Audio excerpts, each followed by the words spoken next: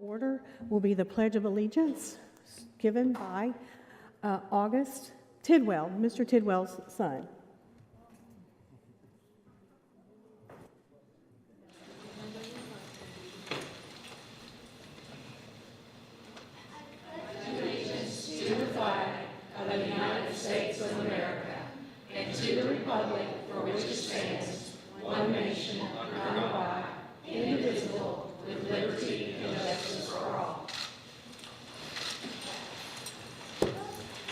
Thank you so much. I would like to welcome back the returning school board members, my friends and colleagues, and welcome our new school board members from the August election, Caleb Tidwell, Ms. Rosales, and Mrs. Darby. Everybody give them a welcome, please.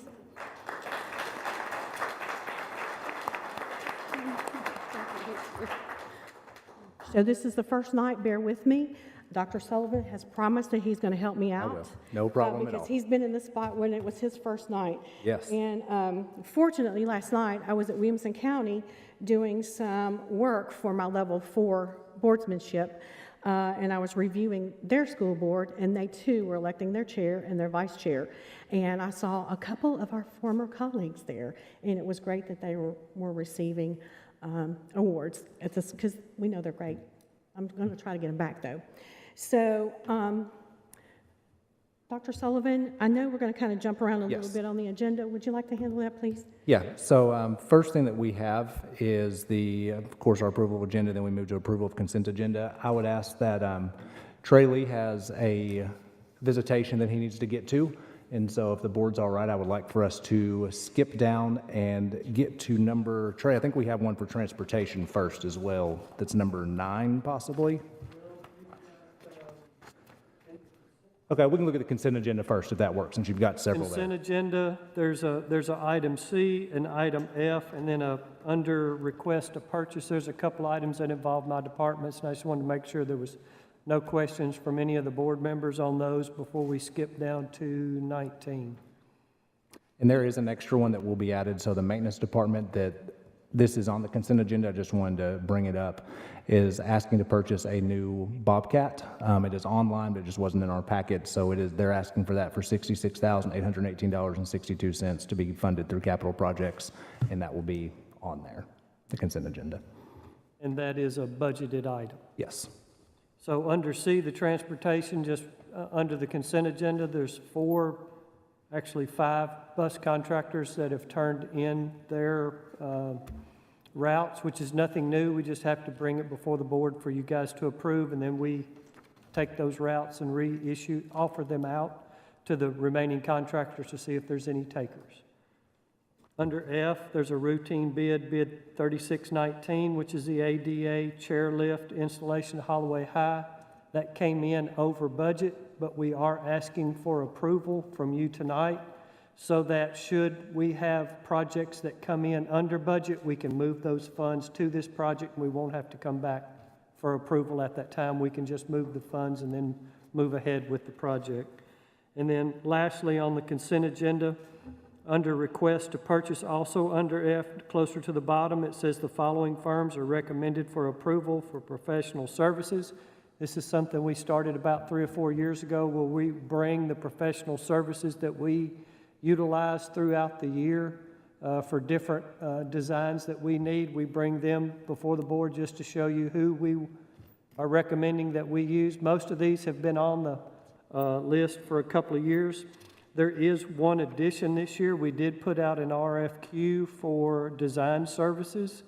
Godwin Mills and Kaywood LLC, that's previously Binkley Garcia, has been our architectural firm since I've been here. We're also adding Klein Sweeney this year as a secondary in case the workload that we have begins to get large. We have an alternative option that we don't have to go out for bid at that time. We've already done that. So these are the firms that we're recommending under the consent agenda. Thank you. And we will come back to the rest of the consent agenda. We'll take today a little bit slower as we're all getting new to everything and seeing why things are on the consent agenda and not on the consent agenda. We'll go back through some of this once we come back and get through some of Trey's spots. So next, if you guys wouldn't mind turning to page 11 Number 12 is Transportation, tab 6. And then, so if we're on page 11, so Transportation Department has proposed to add an addendum to the current bus transportation services contract to allow coverage to extend to property and liability claims caused by uninsured and underinsured motorists in an amount up to $350,000. Is there anything you want to add to that? This has been done in the past, kind of, and I'm going to speak out for Mr. Reed and myself, kind of as an implied thing. And it has been and it hasn't been covered. The drivers, based on the language in the contract, were under the assumption that they still had this. We found out through our new insurance agents that go through, for the county that go through this, that their interpretation of the wording was it was not covered. It was our interpretation that it was. So to clarify things and make it more clear for everyone, we've added this language. It doesn't affect any money out of our pocket or out of budget. It only affects when there's an uninsured motorist accident with our buses. They are now covered up to $350,000 through the county's insurance, which has been the practice, and we thought it was the way it was, but the insurance folks disagreed with the verbiage, so we're just trying to clear it up, clean it up. So no physical impact? No, sir. We did go back at Mr. Reed's request to kind of get an order of magnitude, how much we've looked at. We've only had a couple of these over the last 5 years, and they average $25,000 or less, and I'm not being flippant, but we are self-insured as a governmental agency. So we take the liability for the buses as well, and that's kind of standard throughout the industry. But we don't see it. I mean, there's always something could happen, but the county itself is on the hook for $350,000 if we were to have a major accident. That's great. All right, so going along with Trey's items, if you would flip to page 17, and I imagine we'll have some discussion on a couple of these. 19, Facilities and Construction, tab 12. So first, Segal High Storage Building request, Principal Larry Creasy. Thank you, Mr. Creasy, he's back here as well. Has requested to purchase a 24 by 40 storage building for general education purposes. The cost for the storage shed is $13,020 and will be funded through the General Schools Fund. Engineering has reviewed the request and approves.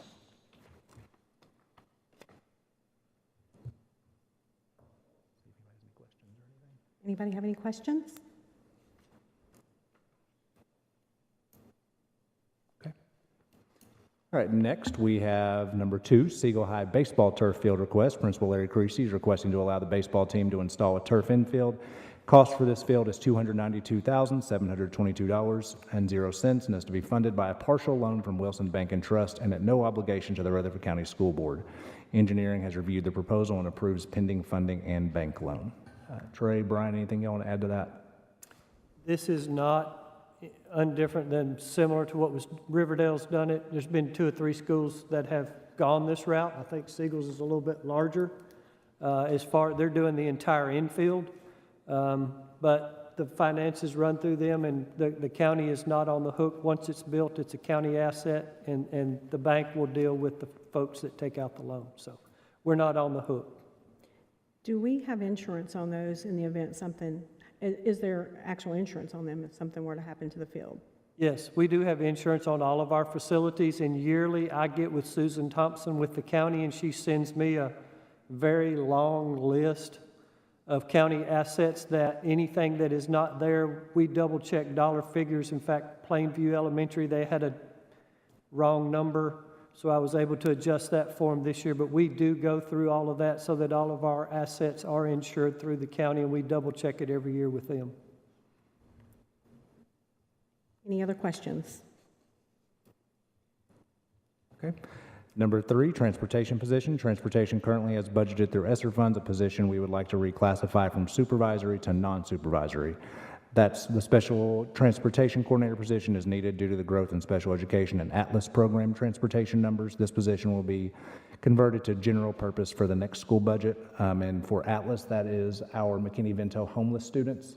So we provide transportation as part of that federal act to students who may be homeless for all those different designations if they choose to attend the school that they were previously in before they were displaced. And we are required to put them at the school that they were attending when they become homeless. Any questions?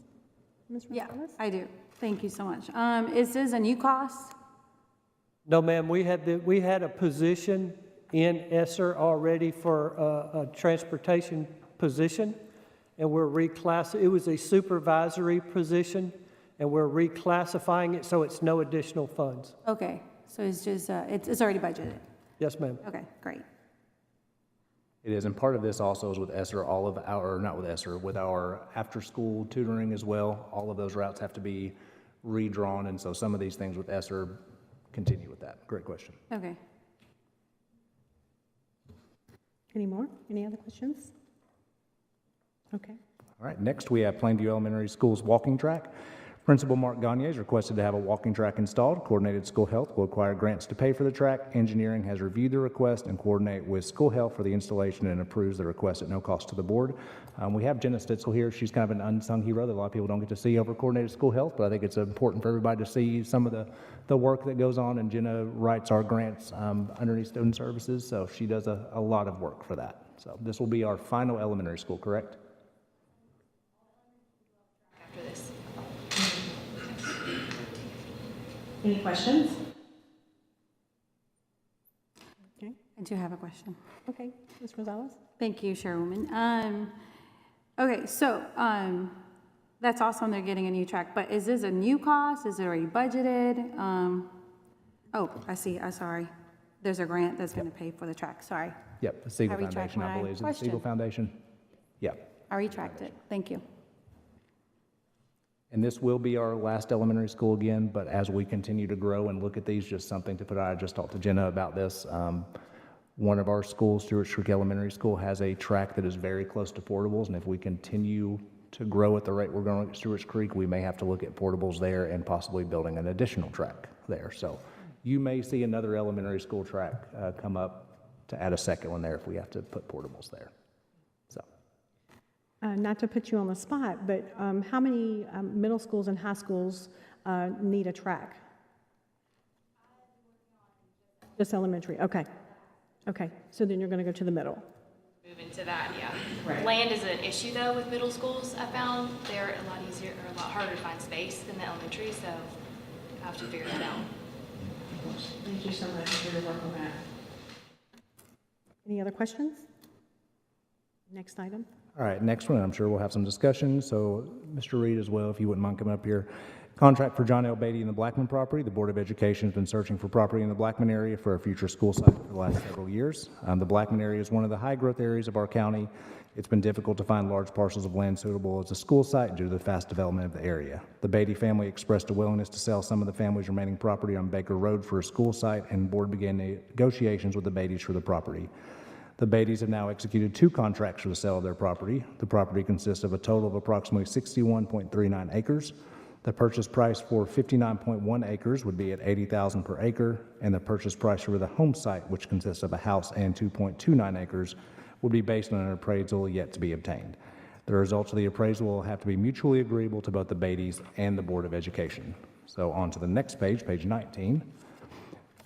The contracts include an inspection period of 180 days to allow testing of the property to ensure it's suitable for a school site and are contingent upon funding approval by the Rutherford County Commission. Both of these contracts will have to come back to the Board of Education for final approval after testing results and the appraisal is received. Mind if we turn to Mr. Reed to talk about the negotiate, because this is new, my first time going through the board purchasing of land as well.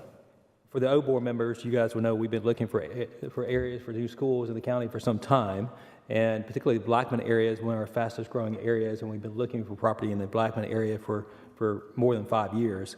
And we've not had a lot of success to find tracts that are sizable enough nature that would support a school or maybe even 2 schools. the prior board had charged Mr. Lee, I think, to go out and look for potential sites in the Blackman area, well, throughout the county, but particularly the Blackman area, and which he's done and did several months ago. He got in touch with the Beattys, indicated a willingness to sell a portion of their farmland because they're some of the larger landowners in the area.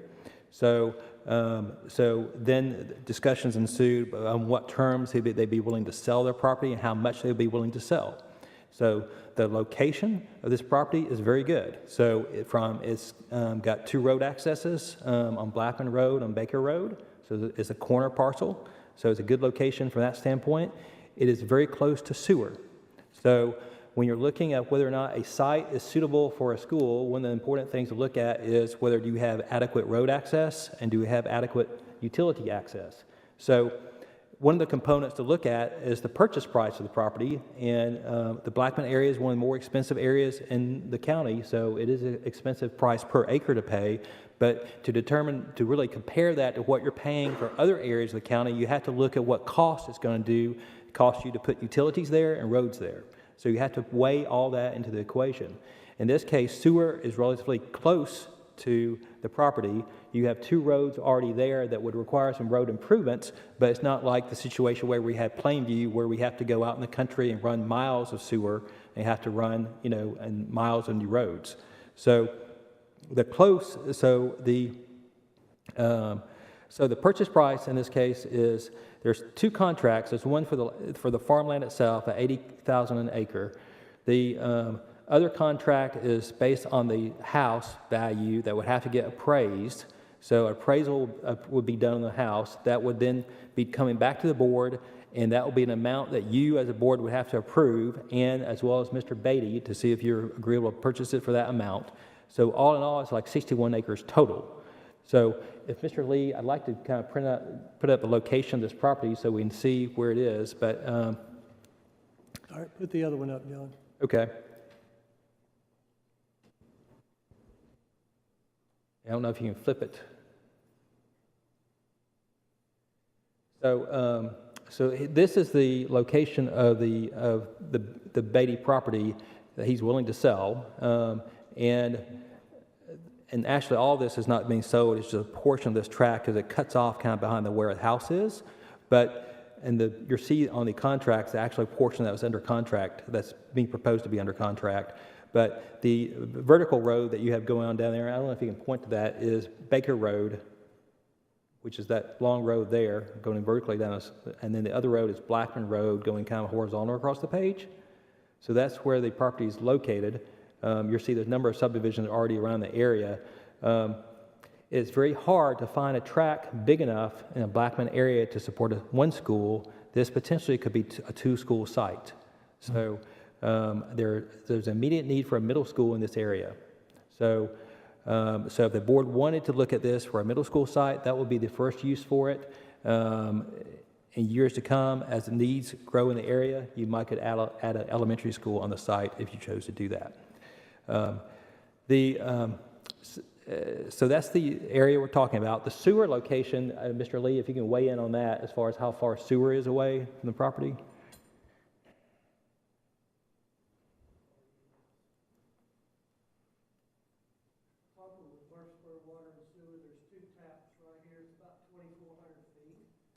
Which would be closer than we went at Buchanan for that sewer extension there, and it would also be closer than the sewer that we did at Plainview. It would be a tight line sewer, that it would be private, no developers could tie into it, just like the last 2 that we've put in. It would be all private. So you have sewer, which allows you to use your property more for school use, because you don't have to reserve any of it for a step field area. If you build some of these schools out in the country area, sometimes we have to have step systems. And if you have a step system that eats up your land because you have to have a septic tank and you have field lines for that and so forth. So anytime you can have sewer serve a site, you are allowed, it gives you a greater use of that land on the property. So having sewer is a good thing.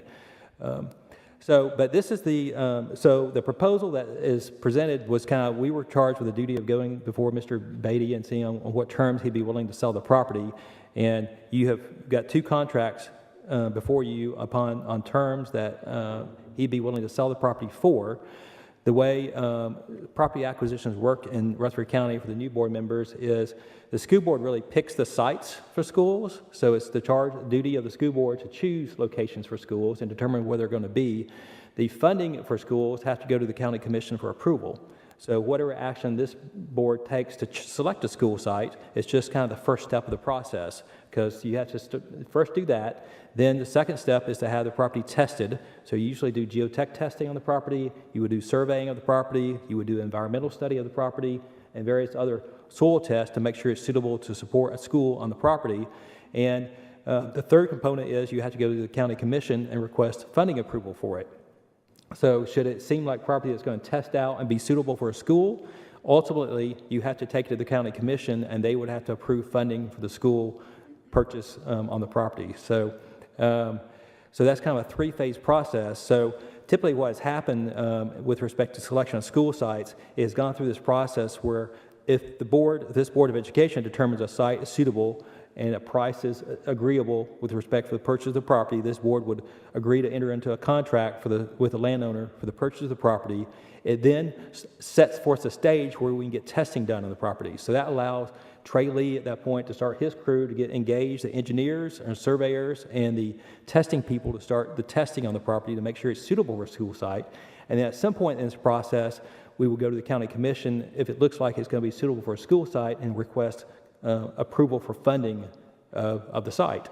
So, and hopefully the county commission would fund it. They have no obligation to fund it. It could be a site that we select as a school board, but the county commission chooses not to fund the purchase of it. And if that happens, we're kind of dead in the water with proceeding with that site. So when these contracts are being presented to you guys as board members, this is really stage one of a process that will take months to be done.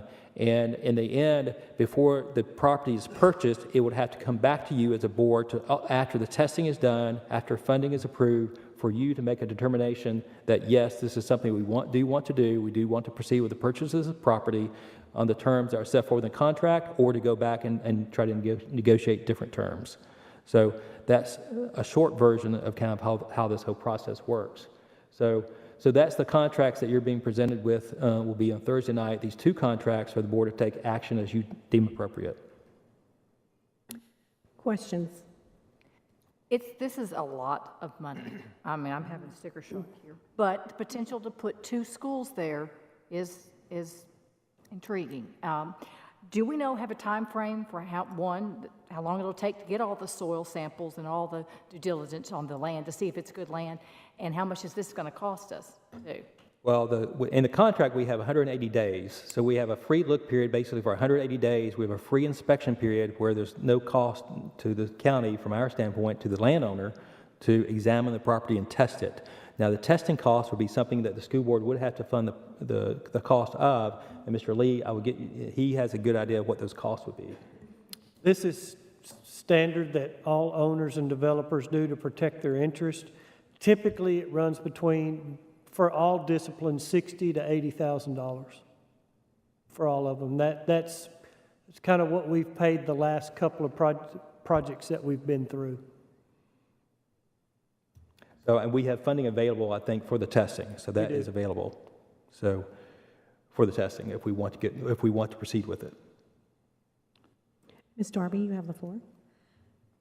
Have we talked to a realtor at all? Has anybody spoken with a professional as far as what that price looks like in comparison to other areas? I understand all of the things you were talking about, sewer being close and all of that, but an experienced, really good realtor would be able to evaluate all that too and let us know where we stand price-wise. Well, from a value standpoint, you usually get an appraisal of the property. You could get an appraisal done. And of course, one of these two contracts is dependent upon an appraisal being done. So that is something that will be done. These two contracts are tied together. So they're mutually dependent on each other. They can't be closed separately. So that you have to buy this as a package deal. So you are getting an appraisal done on the house and the 2.2 acre tract. You could also, if you wanted to get an appraisal done on the remaining property, you could do that as well. I'm not talking about appraisals, but more of like a comparative market analysis in comparison to other properties similar to that, to make sure that that pricing is in line. Because I'm not a real estate expert. I can tell you I'm in line with Ms. Maxwell, it seems high to me. I know things are really inflated. I also know things are starting to come down a little too. So I would be curious what a real estate agent would. That's why we hire, as part of this process, we hire Johnny Sullivan, who's a commercial real estate No relation. appraisal. No relation? Yeah, no Oh. relation. Yeah. I didn't even catch that, I'm sorry. We do employ him to do exactly what you're asking, Okay, to do that, and come back and he gives comps, just like if you were getting a loan for a home. correct. He does commercial real estate. That's who we've used in the past. There's others. So do we have one on this property yet or not? No, ma'am, that's part of the 180 days. It That's is, part- That okay. is part of what I do for the 180 days. Okay. I do employ, typically those run $5,000 to $6,000 as part of this process, but that is one of the things we do. If his analysis comes back that it's worth 20, then I'm going to bring that report to you that says it's worth 20. They're asking 80. Are they willing? Do you want to go forward? You follow what I'm saying? So that is So- part of the process. Just so I understand, does the CMA process happen before we've entered into the contract or after? You have to enter into the contract to be able to do all these tests. No, I know about the test. I'm just talking about, like, in a normal real estate transaction, you would get a CMA prior to entering into a contract, so you know where that value point stands before you ever enter into contract. But you're saying this actually works the reverse way? Yes. Okay. But you have 180 days to inspect the property, and you can terminate for any reason. We have a clause in there that says if we don't like the appraisal that we get back, we can terminate. We can walk away. Chairwoman, I have a question, but speaking to the CMA, it costs $5,000 to get the comps? Yes. For us to review the comps.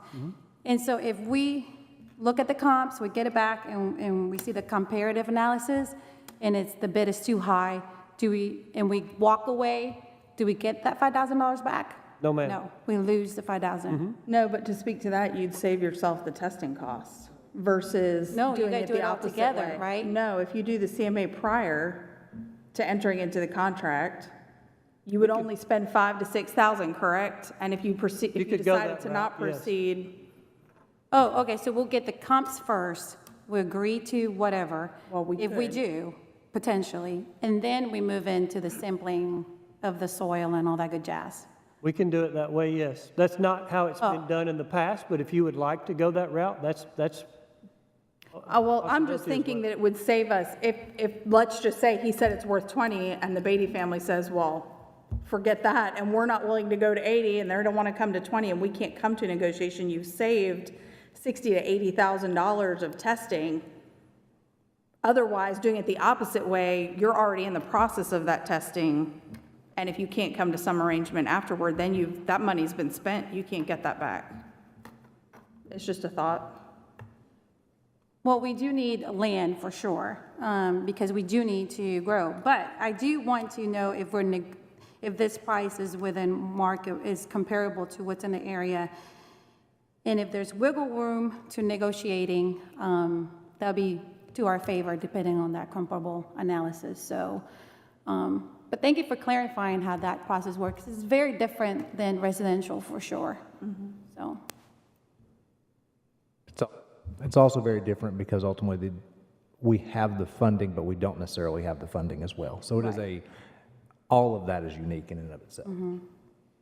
It's a very protracted process. It takes a long time to acquire property. So do we have the funding for no, we have to go to the county If commissioners you're the to county ask for commission, that. we don't have funding for any more school sites, so we'd have to go to the county commission to request funding. Okay. Okay. Any more questions? I've got a couple. Mr. Young? No. Okay. A couple things for fellow new school board members to take into consideration. When County Commissioner Jeff Phillips last funded one of our projects, he told us that he was not going to fund another one if the infrastructure was not there. So one thing that we need to consider when we look at this property, not only will we be paying for the land price, we will also have to run that pipe for the water. So it was my understanding, I think we'd had this conversation before, that we had $4.3 million in our account, but Mr. Estes says to purchase this property ostensibly of what is on the table would be $5.9 million. So we're going to be short a little bit. And also, November, they're going to be going to the bond market for our annexes. So we're asking the county commission to fund a lot of things, and we also won't be able to get any more money from the county commission until they do go to the bond market in November. So I question kind of the timing of this. I thought in August that we had already approved you to go ahead and start doing the due diligence, the soil samples and everything on the property. We cannot do that until we have a contract. What I understood was to go to Mr. Beatty and get a contract. Once we have the contract, then we can do the due diligence. We can't, it doesn't go the other way. Now, we do the due diligence and we don't like it, like we have once since I've been here, we're able to walk away. But the due diligence, there has to be a contract in place first, because we have to drive across this property and drill a bunch of holes. And now, that's the good thing, is that we do get to do that. Right. So tell me, on the other properties that we didn't have sewer on the property and we had to lay the pipe, approximately how much did that cost along with the acreage? So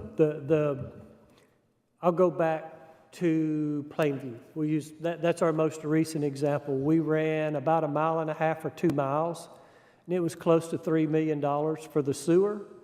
We paid a little over $900,000 for CUD to upgrade the sewer water lines to meet the pressures that we were there. So just between those two, around $4 million. So with this property, 2,400 feet, $750,000 in those dollars, because we'd have to bid it out again today, and I'm sure dollars have gone up. But I'm trying to compare it to something that we've done recently.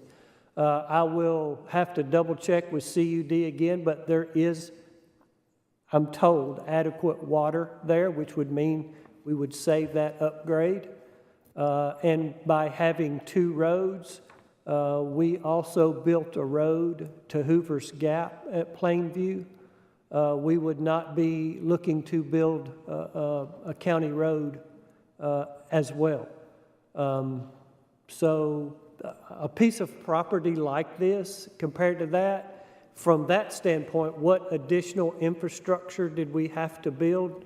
Somewhere between 8 and 10 million was what was at Plainview.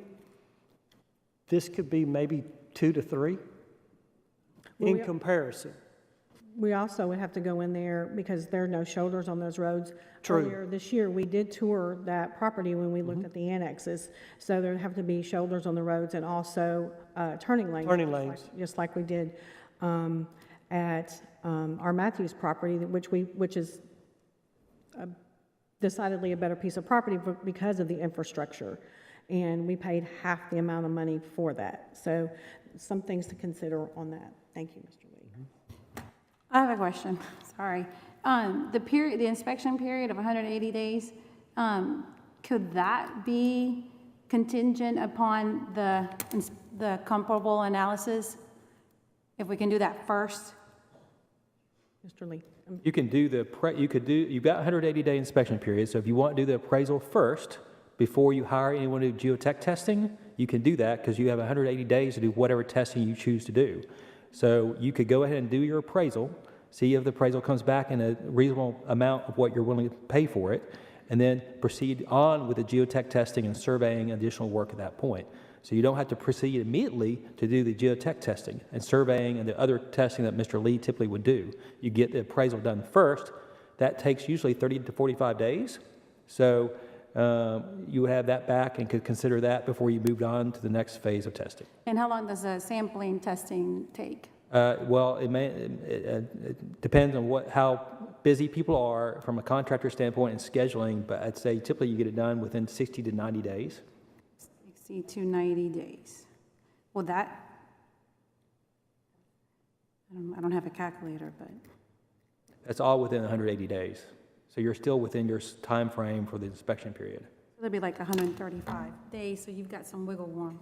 Wiggle room, okay. Mr. Lee, do you know how long it usually takes when you request him to do a CMA? 30 to 45 days, depending on how busy they are, but that's fairly typical, 30 to 45 days. And this is not a difficult piece of property, and there's plenty of comps in that area. Okay. Okay. The Beattys have been in this area for a long, long time. Have they said anything about perhaps naming the school after them? It's not come up. Maybe we could, Well, yeah. Beatty Elementary, I like the way Beatty you think. Middle, that sounds very good to me. As long as it doesn't involve another rock. Can we avoid that? Another Yes, no rock. more rocks or We don't forks. need any more rocks. No rocks or forks. I'll just say, you know, the price per acre, I understand the concerns about that, but I think Vanderbilt paid $106,000 an acre for their land they purchased for 82 acres in that area. So that was the purchase price that Vanderbilt paid for their site. I'm sorry, who was that? Vanderbilt bought a future hospital site, and they paid $106,000 an acre, which is not far from here. It's a different zoning, but it's the Blackman area. I think it all depends on if the ground is worthy and we don't have dirty dirt. I Yeah. think that's what it's gonna, I Right. think that's what it's gonna hang on. Yeah, I think the board needs to look into what the site costs are going to be and factor that into the equation in evaluating the property. Any other questions?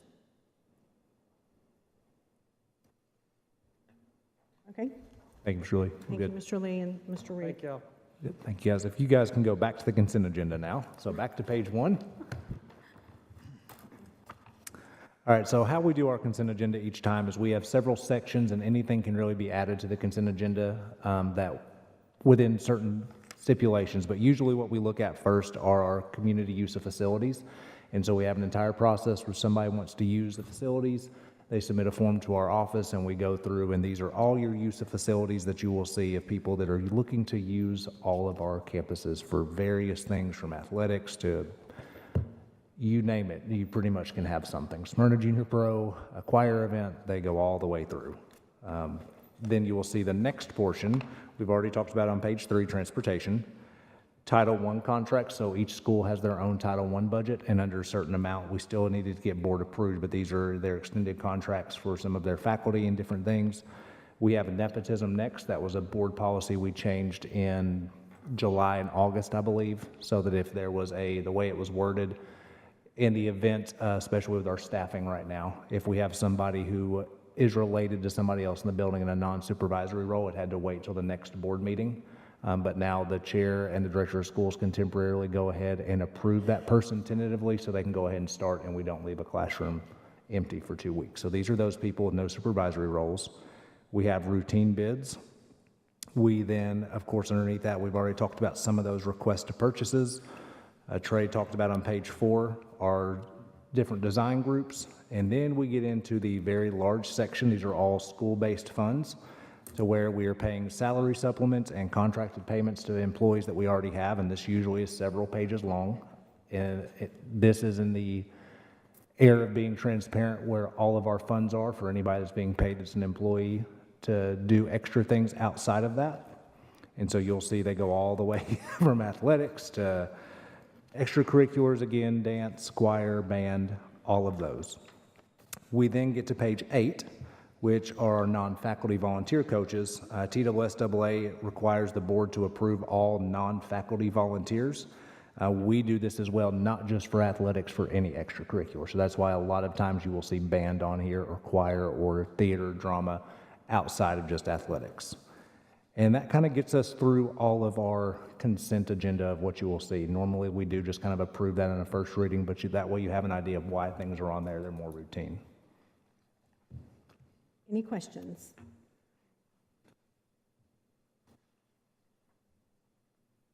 Okay, so recognition Yep, recognition will have Thursday. would be Thursday? Okay, visitors. We typically don't have visitors speak, but I am going to put a motion on the floor to ask to suspend the rules. I've had 2 constituents ask to speak for 3 minutes.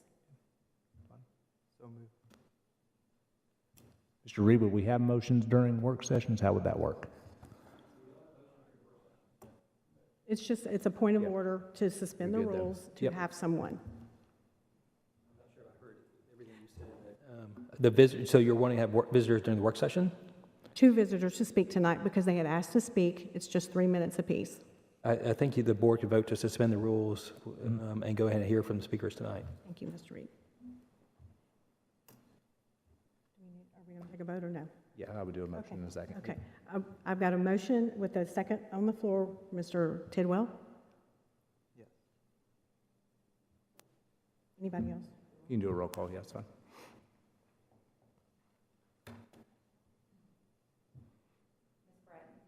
No. Yes. Yes. No. Yes. Yes. Yes. Motion passed. Mr. Brooks, would you like to come up? You've got 3 minutes. Thank you so much. Last time you were here, you had a very, very pregnant wife. Yes, she was very pregnant. She is now not pregnant anymore, and we have a wonderful She's happy about it. 10-month-old at home, and he is running around, and he is happy. Yeah, speaking of last time I was here, I was labeled as the angry dad.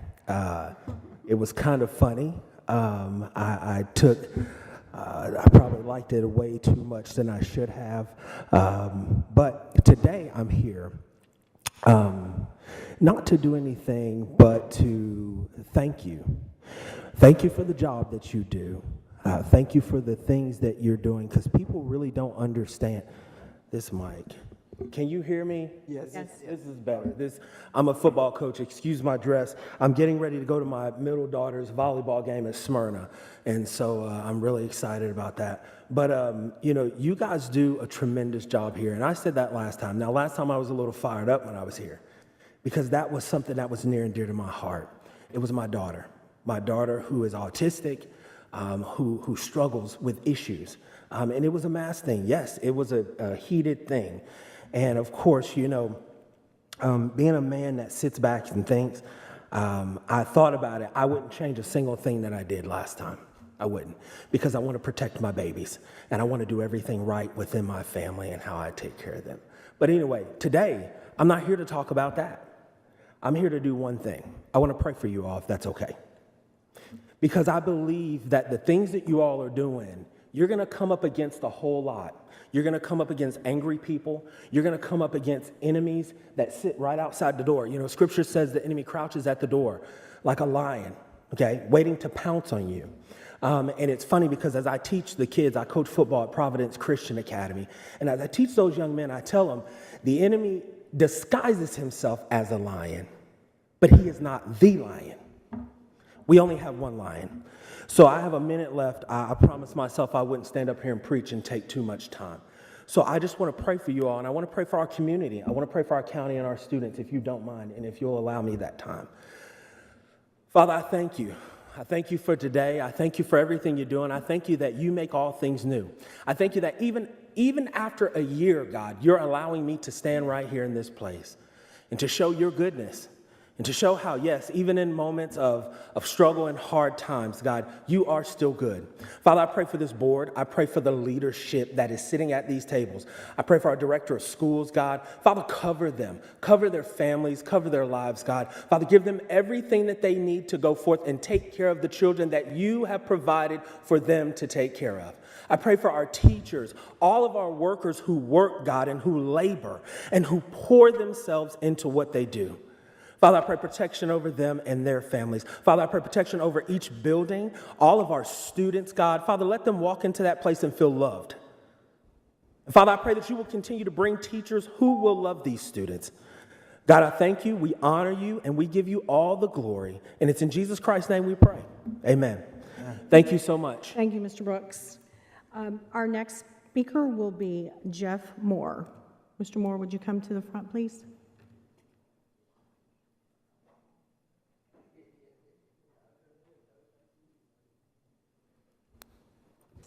Good evening. My name is Jeffrey Scott Moore. You may recognize the last name. I am the proud husband of 36 years of Lisa Moore.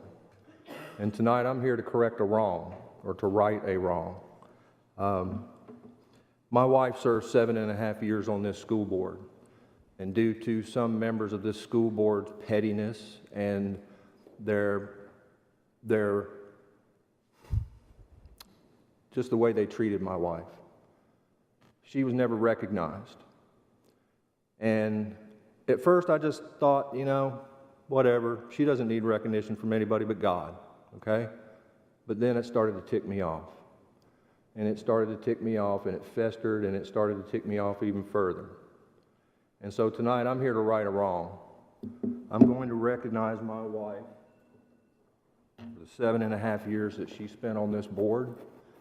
And to you, Mr. Sullivan, I'm going to charge you with never letting this happen again.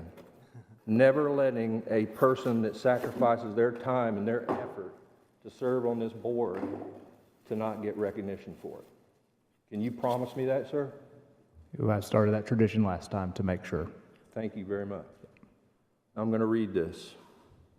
In appreciation to Lisa W. Moore, member of the Rutherford County Board of Education, August 2014 to October 2021, who provided unselfish devotion and service to the students, teachers, and citizens of Rutherford County, presented by the Rutherford County Board of Education.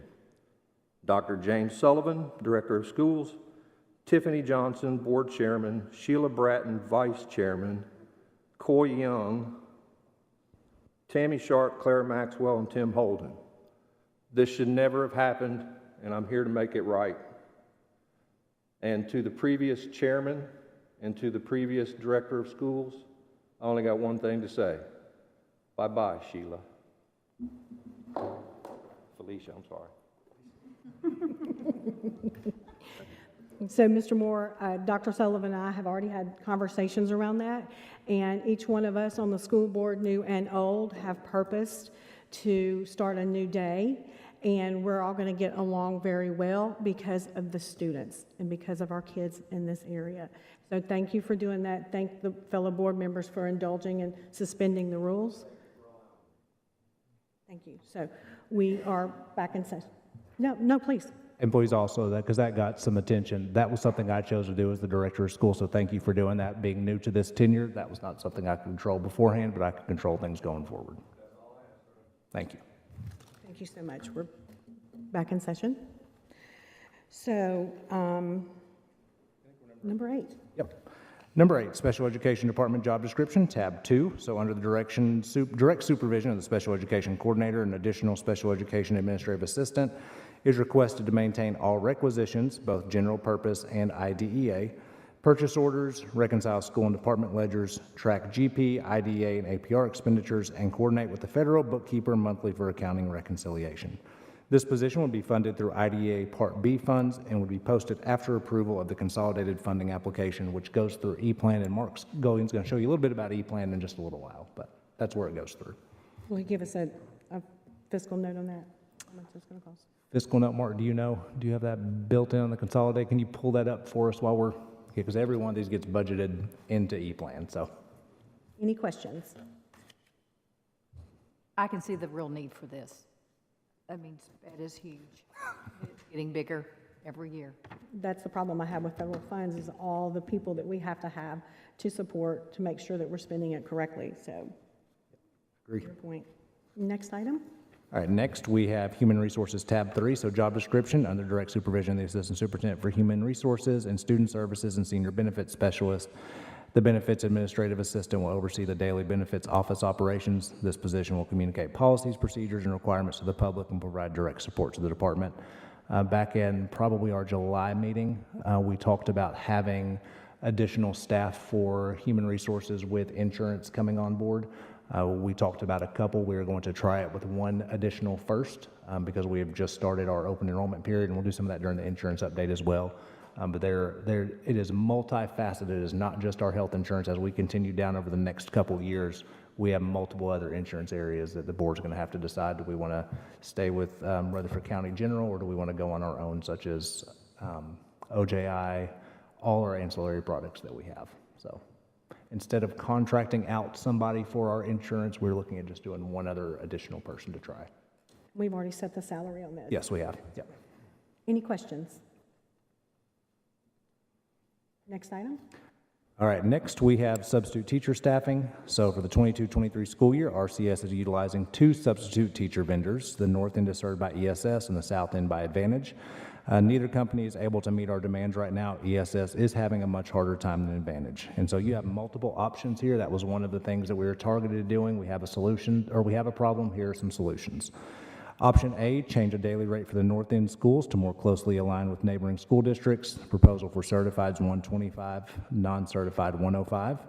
The change of the daily rate for the South End schools to more closely align with neighboring school districts. Proposal for certified is $110, non-certified $90. Option B, allocation of unfilled EA positions to permanent subs at each North End school, probably 2 per school. We have between 26 and 27 open EA positions that we have not granted so far this school year that we could use. Then option C is an allocation of additional $15 per day for substitute filling a full day on Mondays, Fridays, and other hard-to-fill days as identified by the school district. Our substitute fill rate that we are looking at, ESS fits somewhere. I know you sent this to me, Dr. Nathan. Do you have it pulled up by chance quicker than I do? I do. For the August rate for Advantage, it was 74.2 and ESS 49.2. And for September for Advantage, 71.06, and for ESS, 55.13. And so what we are looking at, Advantage was our vendor in the past, and so they kept their employees, and we lost 40 originally to ESS. And so our North End is our hardest to fill, and so our North End had to start over. They have right at 140 something. With 63, and they have about 138 that they're doing right now through their steady process, and are going to be placing them in the pipeline. And part of this contract, we asked them when we put both in place to have 400. So they are nowhere near having 400. We asked for 400 in the north and 400 in the south. They're nowhere near hitting that. And any other ideas open for discussion for that as well. Just trying to come up with a solution that burns us. A problem I see that I'm hoping is going to be solved through our salary study. I now worry that our classified educational assistants are going to think now it's better for me to go sub. And so I worry about that. Our benefits do help that because subs don't have benefits, but it is a concern. I hate to say it's like whack-a-mole trying to solve one problem that opens up another one, but I know that if we don't have teachers in the classroom, our kids can't learn. It doesn't matter how great anything else we have. And our teachers are going to continually be burnt out, and we're going to lose even more if we don't do something to cover classrooms. City schools, I think, are going through a similar thing because I went to a city schools meeting when Barbara Long was installed, and this mirrors this $15 on a Monday. Where I stole it from. I was going to say. I stole it. No, I went to 7 different districts to find the funding, to find the average, and the different ideas. I was concerned that, when I found out what we were paying our subs, I was like, that's not going to be enough. It's not. So hopefully this will make a dent, a real dent. But you're right, it's going to open up a can of worms because if you're an EA and you're there day in and day out, you could just quit and go be a sub somewhere and make more. Is it possible to do all of the options? Yes, it is. It is, okay. And that would be part of my role as a director is to make a recommendation. That is my recommendation. I'm inclined to agree with you. I just think the $15 on Mondays and Fridays because people want to take off for vacations and stuff is fantastic. The raise for the subs, and I think being able to utilize subs as EAs only, unfortunately, because we can't fill those roles. I do still think, just as an aside, that those salaries need to be addressed as well, but. They absolutely will be. Mr. Young? Yeah, can we, until we get the cost impact of this, let's go ahead and view, maybe go ahead and increase the EAs also. Okay. Go ahead and at least bring them up to this level. We don't want to lose EAs going to substitutes. Mm-hmm. I mean, that's defeating our purpose here. Mr. Ronan, can we look at that to see, because the sub line I know is going to be budget neutral because we are so unfilled. Unfortunately, we are nowhere near that. We need to look to see classified EAs and see what that salary rate comes out to see if that be budget neutral. Yeah, that's the last thing we want to do is pay ourselves more than our EAs. That defeats the whole purpose. And I agree that we need to be raising all of them's pay. We're so out of line across the board, and I think our salary study is going to show that. It will. Thank you, Mr. Young. I think there are going to be several of us that agree with you on that. Under the Esther funds, do we have any money left in the retain and recruit that we could use that? Yes, and we'll go over some of the funds that are left there as well. There's that potential. Okay. Yep. And will this make the gap up between the new agency, what they were, because there were some people that were working on the north end and they went with the new agency and they were missing out on some of the funds. Will this make them whole on the benefits? To our knowledge, Extra yes. money, yes. Okay, thank you. Great. Dr. Sullivan, when will the salary Glad you study? brought it. So that was going to be my Okay. director's update, but I'll go ahead and go Okay. over the salary study. So I'm meeting with them again tomorrow at 3 o'clock. Okay. They are in their first 30-day window still of gathering Okay. information. They get into their second window sometime next week, I believe. And so that is where they gather other districts and specific things we've asked them to look Yes. at. So ultimately, again, they're trying to hit that November 30th, but more realistically, I think it'll be our December board meeting. Okay, thanks. In time for us to start in the budget. though. That was the That's- whole that's the purpose. big- Yeah, They had to be there for budget. good. I have a quick question, and this is probably more just because I'm new, but is it clearly defined to the substitutes, north end versus south end? So It's a they com- know when they're being paid according to what school they're subbing at? Or Yes, and which that's agency they occurring work for? already. So if they're at one of our 6 hard-to-fill schools, they are already getting an extras at $10 a day at those. And one thing that does get attention that I'm glad you guys brought up, so as an educator, something that, why are teachers taking off on Monday and Friday? Well, if teachers get vacation days, but their vacation days are told to them, so it's fall break and spring break. And if a teacher ever wanted to go anywhere, to travel on a Saturday is going to be extremely expensive. And so they sometimes will take a day on a Friday. And so unfortunately, that does make it more subs on a Friday for that 3-day weekend. So it's the unfortunate part of where we are, but in a corporate world to where a Friday to a Monday, teachers don't have that option. They don't have a sitting vacation day. They can just say, I want to take a vacation day today. They don't have that. Yeah, we need to take care of that. Mr. Tidwell. I got a question on the south end prices, or payment. Can we look at possibly raising that? I mean, just to get it above $100 at least. I mean, I talk to people, including my wife, who used to sub a lot, and just, I don't think anybody's going to sub at schools for less than $100, just at the bare minimum. Yeah, that's up to the board. This is just a proposal, so the board on Thursday can whatever amounts. Wasn't it just 85 and now it's? It was less than, yes. That's I not, believe it was less than that, wasn't it?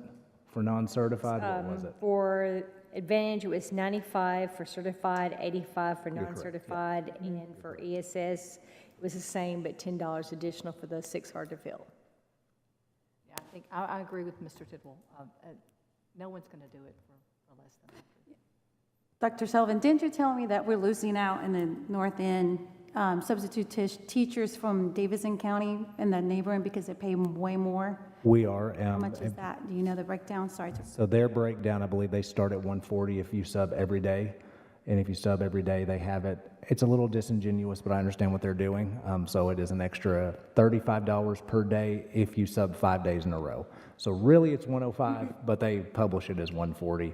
And then they pay their interims a little bit different if you sub over 20 days.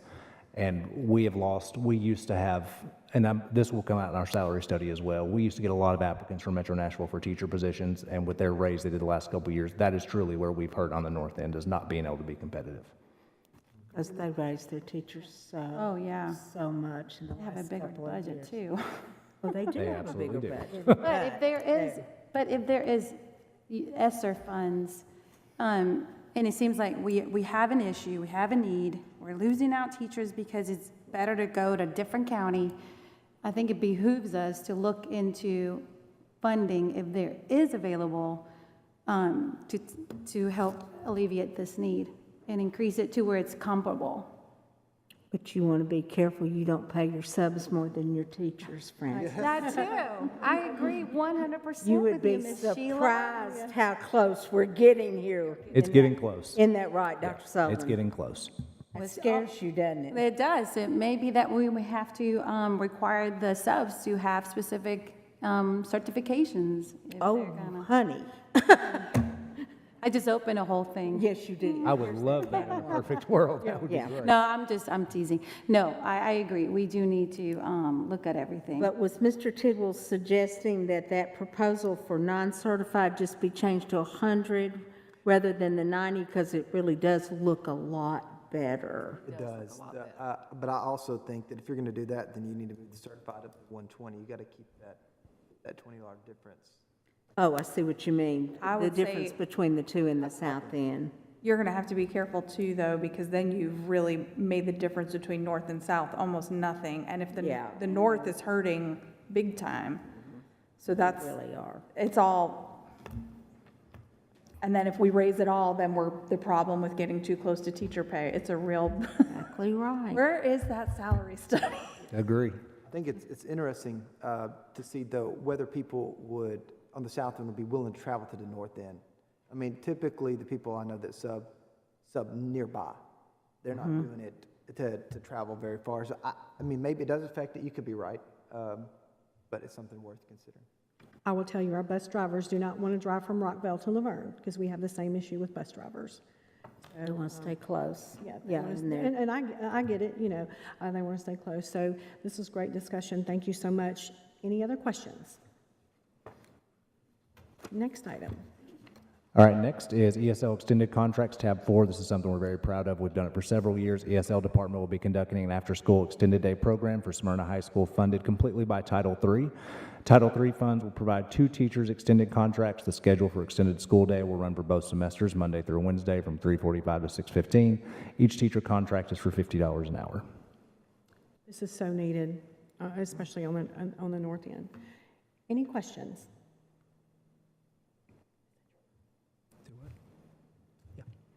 The next one? Next item. Yep. Somebody's phone is buzzing. Oh, That's why. it's not me. It's in my pocket. We're good. I don't know where it is. Maybe it's, okay. Next, number 2, the ESL department uses DocuPhase of iAutomation to store historical ESL student data. This contract is for $900 for support and maintenance of this data, and it is paid for with Title III funds. Any questions? Next item.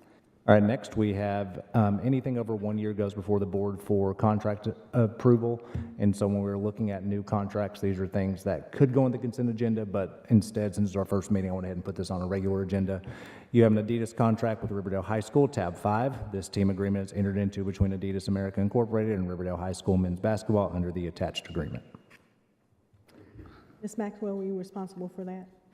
This is the first I've seen of it. Ms. Maxwell did not get any type of benefit from this contract, I'm sure. Any questions, comments? Next item. That's pretty exciting, though. Yep. I was gonna say, can they sponsor all of the schools in Rutherford? All of our schools have some type of sponsorship. It really depends on their branding, their overall success, what different companies are willing to provide. And they're all fighting They are all with a fine. nail, because there's way more schools than there used to be. Yes. You're exactly right. So we did 12 We've already done 12, correct. So 13, Curriculum Instruction CTE Department would like to allocate approximately $15,000 of Perkins 22-23 funds to support Rutherford Works, RW Ambassador Leads at 22 of our middle and high schools. The purpose of the Rutherford Works Ambassador Leads program would be to develop the instructional capacity of teachers, counselors, and assistant principals within our district to support the Rutherford Works partnership. You'll see next page, the leads would be responsible for attending in-person virtual meetings and implementing the following opportunities at their schools: work ethic distinction, youth science, work-based learning, industry tours, Jumpstart Job Fair, 8th grade career pathway fair, and assist with the ACT Work Keys assessment. The allocations are each participant receives a $500 stipend for attendance and participation in professional development sessions led by the Rutherford Works and the Career and Technical Education Curriculum and Instruction Department. And then you see our individuals that are listed. I think this is the second year that we've done it. Yes, it is. And our curriculum leads really are lead teachers in the buildings that help, instead of adding staffing, that help make all the other things work. So this is a collaboration with our Chamber of Commerce that really works. Any questions or comments? Next item. All right, number 14, Middle Tennessee State University Agreement, tab 7. This agreement provides the terms and conditions under which MTSU will provide funding to high schools in the Rutherford County School System to serve as a sponsor of activities and to place advertising for MTSU at various locations as agreed by each high school. Under this agreement, the district authorizes the high schools to accept such sponsorship and advertising. High schools will be authorized to accept sponsorship and advertising by use of the form attached to this agreement as Attachment A.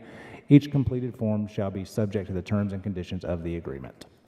Monica, anything you want to add to that? Because I know we've looked at these quite a bit, the We already have these at some of our schools anyways, and this is really just reauthorizing some of our schools that didn't get it done. And this is available to all of our Correct. schools. And we can't swap it out for graduation cost. Right? We are working on graduation costs, Mr. Young, and I'll do that during the director's update as well. Right. So that means if all of them, there's no non-compete clause that's in the contract. Thank you. Okay, great. Next item. Next, Title I, Tab 8. So Title I is one of our federal funds that we have. So Title I, Tab 8, Imagine Language and Literacy, K-2 Site License Contract. Imagine Learning and Literacy is an adaptive learning solution that accelerates reading and language proficiency for students in grades K through 6. This program supplements literacy, direct instruction, and provides opportunities for learning and practice in all 4 domains of literacy, reading, writing, listening, and speaking. As students practice skills, their individual learning sequence adjusts to maximize engagement and progress. And this is something we've had for several years and is really showing up with our schools with increased literacy. Any questions or comments? Next. All right, next is the big one. And Mr. Goey, you want to go ahead and come up and see if you can connect why I'm reading this one? So the next one is Esther 2 and Esther 3.0 approval of funding application. So Rutherford County Schools application was approved for the Elementary and Secondary School Emergency Relief Fund, Esther 2.0, by the TDOE on September 5th. This $4,036,556.49, a carryover amount, will continue to be used to address learning loss, address facility needs and deferred maintenance, purchasing additional educational equipment, and provide summer learning and supplement after-school programming. So big thing to take away from this before Mark starts, ESSER 2 has to be expended by June 30th, 2023. So the funds that we're looking at first have to be expended by June 30th, 2023. The next portion he'll go over, Rutherford County Schools application is awaiting approval for the Elementary and Secondary School Emergency Relief Act, ESSER 3.0. This $31,637,400.09 carryover amount will continue to use to address learning loss, learning acceleration, address facility needs and deferred maintenance, purchasing educational technology, addressing the unique needs of special populations, providing mental health supports, and purchasing high-quality materials for math adoption. And 3.0 has to be expended by June 30th of 2024. And so before Mark begins, there's a couple caveats that I kind of wanted to go over because we had a decade ago first to the top funds, and that scares everybody when you were talking about federal funds. And federal funds with first to the top required the dreaded Common Core adoption. It adopted our new evaluation system. And so there's a lot of questions sometimes about, did ESSER require that same thing? ESSER did not, because the ESSER funds went to the state level first, and the state really looks and approves all of our plans. We have carryover funds. There was a study a couple weeks ago that I think only 12% of funds that were released through the CARES Act or any of those acts that has actually been expended by districts across the state. We have a little bit more leeway with ESSER 2.0 than we do 3.0. You guys have a attachment, because we definitely want to be transparent with it. You have just a Excel spreadsheet, and this is a simplified version. You see what all of our account codes are to the left. You see what an object code is for our funding of where it goes, and then you see the breakdown. Part of what we have to do for ESSER funding and for any funding is we have to allocate all of the funds, even if we aren't planning on expending all of the funds. And so you are going to see some of these items that are very large, but we have multiple years to spend them. So when you're going, are we really going to be spending, I'm just trying to pick up a good one. The textbooks bound grade 6, 8, 9, 12, $1,306,226.73. We are expending a percentage to say, but you as a board have the option to come back. And I wanted Mark to go over so that you could see it's not just we throw numbers out there into the middle of nowhere. It is a very extensive process that goes through Mark's team approves, then Brian Runyon's team approves, then I approve.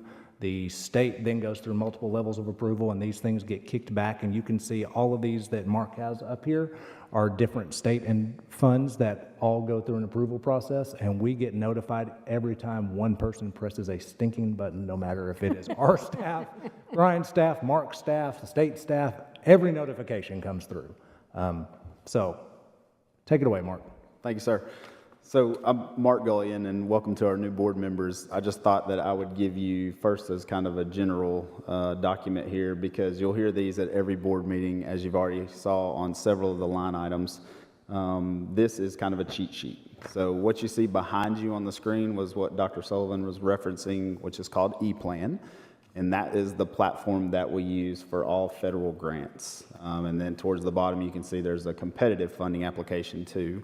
But I just wanted to take just a couple of minutes to go over this document because in the world of education, as you know, we love acronyms, and you will hear a lot of them over your tenure as a board member. So you see at the top, we are currently under the ESSA plan, which is Every Student Succeeds Act. And then underneath that, you see the consolidated funding application. That's the largest funding body that we have federally. And so what you see here is Title I to start. And Dr. Sullivan mentioned earlier, we have 12 Title I schools in Rutherford County Schools, 8 elementary, 2 middle, and 2 high schools. That is very specific to those low-income families. And you will hear, as a federal guideline, the threshold is 40%. That's what a school has to be to qualify to have Title I status. Our school district typically is about 42%. So currently, and this could change and it does every year, but currently those schools who have 60% higher rate at 60% free or reduced lunch are currently our 12 Title I schools. And so that is the biggest grant that we have other than IDEA. So I wanted to give you that first. Can I stop you right there real quick? One caveat with that is if a teacher works at any of our schools who are Title I eligible, they still qualify for some of that forgiveness. And so they don't have to be just a Title I designated school. If they're Title I eligible, which as Mark said, 40%, that covers a lot of our schools. Yep. Title I Part D, so we currently serve 2 delinquent facilities. That's the Juvenile Detention Center and also Cedar Grove Residential Treatment Facility. Title II Part A is very specific to, as you can see here, providing effective instruction. So a lot of times you'll hear about this with professional development. We have several different funding bodies within this resource, but one of the biggest ones that we have is our curriculum leads throughout the school district, and then also our schools get an allocation so that they have teachers and administrators continuing to grow in their profession. Title III, you just saw a couple of board proposals there. That is for English learners and our immigrant students. Title IV Part A is a relatively new grant, and it's specific to kind of 3 buckets: well-rounded education, safe and healthy environment, and technology. Then you see that we have Equitable Services. So within federal funding, we have 4 non-public, 4 private schools that sit inside Rutherford County that typically opt in and take federal funding. It's not a huge pot of money, but it is a portion of our federal funds.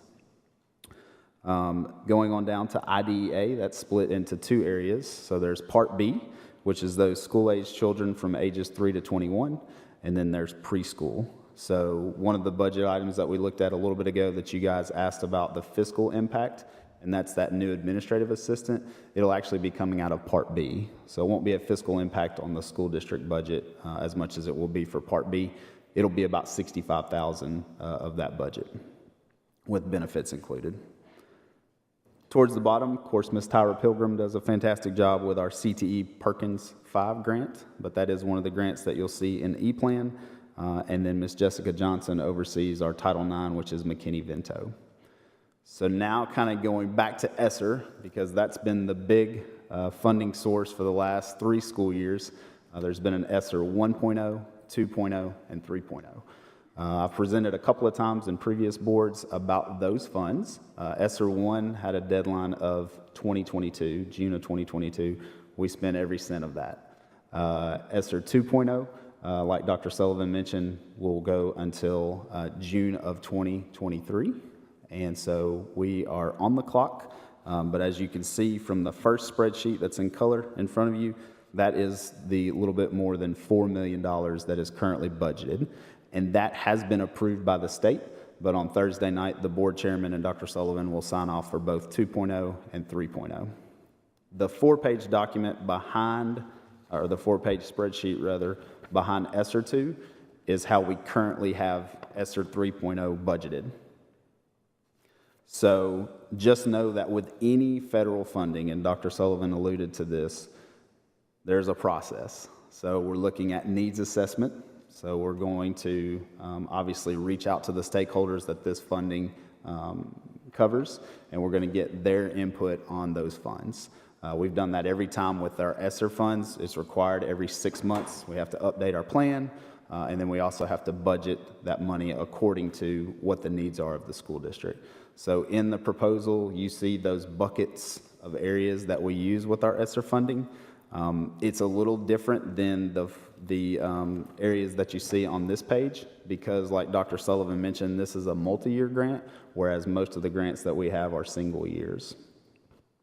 You can see from that there's also some other ones that we have currently inherited. So what you see on the screen behind you, in previous years, there might be 3 or 4 grants listed on there.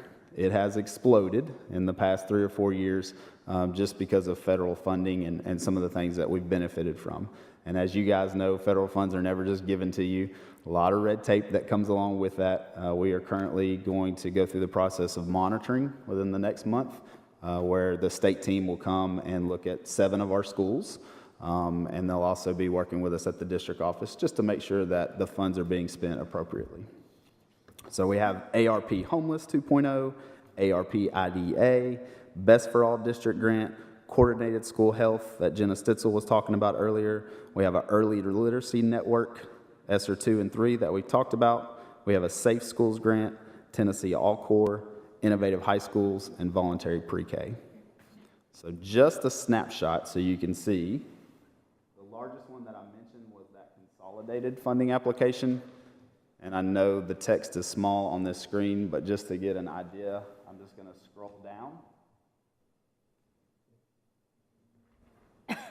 and talk about the differences. And I know Mr. Runyon will talk about this, but as far as the GP budget is concerned, of course, when an amendment needs to be made, we have to go to the county commission. On this side, with federal funding, obviously we're going to get our stakeholders involved here, but then like Dr. Sullivan mentioned, fiscal is going to look over it, they're going to approve it, then it's going to go through several stages at the State Department. There's a fiscal consultant, there's also a program consultant. They're going to do their due diligence and approve, and then it will finally go to Dr. Sullivan for his approval. Yes. And so when you see a completed budget here in front of you, but when an amendment takes place, just like it would on the GP side of things, it does take some time because it takes a lot of reviewers to make sure that process is streamlined. But you can see from the different text here, this first one that you're looking at right now is just Title I. Obviously, there's a lot of pages within the application that need to be completed, and if you miss one I or you forget to cross one T, they're going to let you know and they'll send it back and you go through the process again. Can you click on just one like personnel? Because that's a good one for people to see, just a personnel, so we truly budget all of fringe benefits that you're looking at when we're looking at these things. Sorry. Yeah.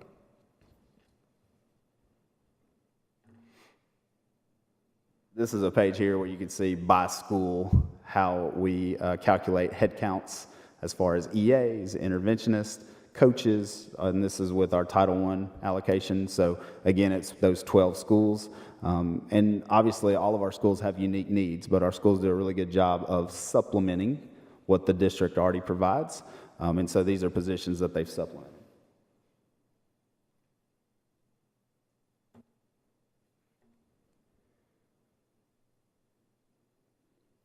Here in just a second. And sometimes you have to be patient with the E-Plan. It's like the old school dial-up. But as it comes up here, you can see the different account codes that are put in here. We'll click on one.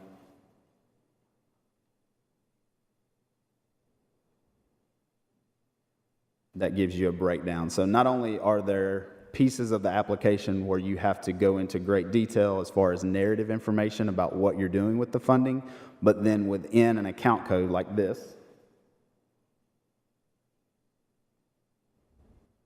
and again, this is specific to those interventionists within our Title I schools. You can see that there's a narrative information of how many interventionists that is as far as head count, how many FTEs that is, which stands for full-time equivalency, and what that looks like as the district. So the way that process works with our Title I schools is they have times during the year where they can revise their school budget. They submit that to me. I combine the 12 schools and then make revisions in this platform. Awesome job, Mark. And so Mark does a phenomenal job. Our board approved Mark to move into a new position instead of creating a new position. So thank you to the board for that, even with this board, because that'll be something that continues. He is the Director of Federal Programs and Special Populations, correct? Is that Yes, sir. right? I Is think that that's the right. title? I think that's right. Mark kind of wears all hats. He does, and he's a great team player. Thank you. Thank you, guys. Appreciate you. Could I ask for one thing, real quickly? Just the list of the Title I schools just for our knowledge, and you can email it to us or whatever, whenever you get it. Absolutely. I'll do it right now. Any questions? Comments? Thank you so much. Next item. All right, next we have contract with Ed Plan Behavioral Threat and Suicide Risk Assessment. So Ed Plan Behavioral Threat Assessment and Suicide Risk Assessment are proven methods of early intervention that can help prevent acts of violence in school environments. This package fully supports an easy and efficient workflow for both threat to others and threat to self processes, including the ability to centrally initiate incident management. The total cost for startup, licensing, support, and maintenance will not exceed $69,950 for the 22-23 school year, and will be paid through Title IV-A, which is that safe and healthy funds. This connects with Ed Plan that we use for multiple other different avenues that we have. Largely, you see it when we're working with IEPs and that type of thing as well, but it would be that way using the same system and not duplicating. Any questions? Is Ed Plan the company that we're using, or is?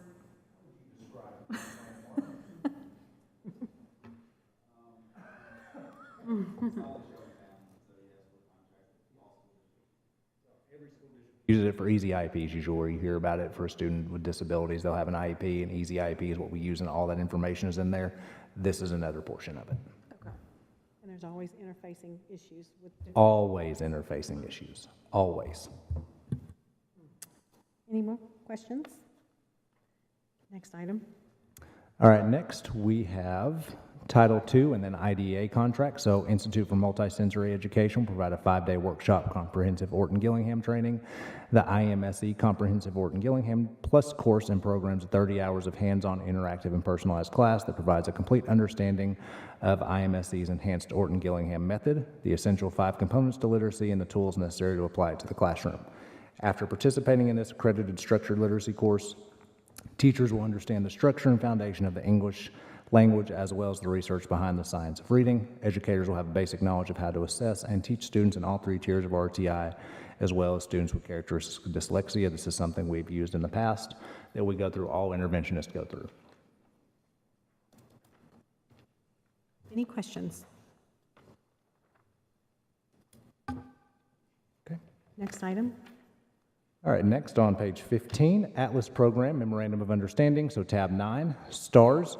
Students taking a right stand provide a master's level specialist to work with elementary Atlas students, providing trauma-informed care, mental health services, and social emotional support for homeless students throughout the district.